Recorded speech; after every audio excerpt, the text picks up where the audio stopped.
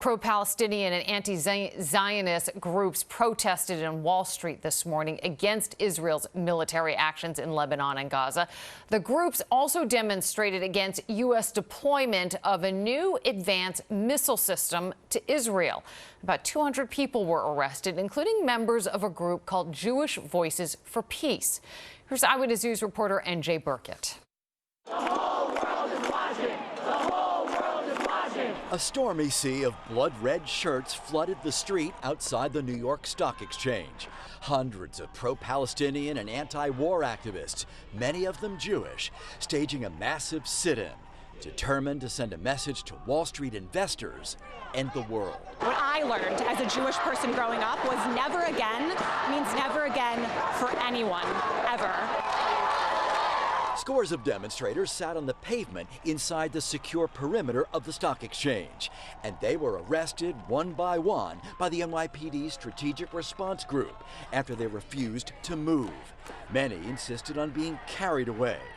Others chained themselves to the gates outside.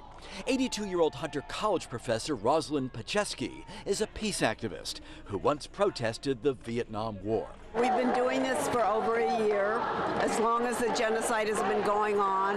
We will not stand by silently, especially we who are Jews. Among the protesters, Palestinian American activist Sumaya Awad. Absolutely nothing justifies what Israel is doing in Gaza. Nothing justifies a genocide. Many demonstrators used the word genocide to describe Israel's response to October 7th.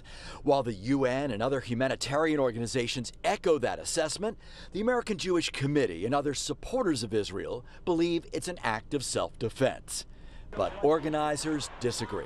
I can't look at anything that has happened in Gaza over the last year and see self-defense. What we have seen is the killing of over 42,000 Palestinians, including at least 16,500 children.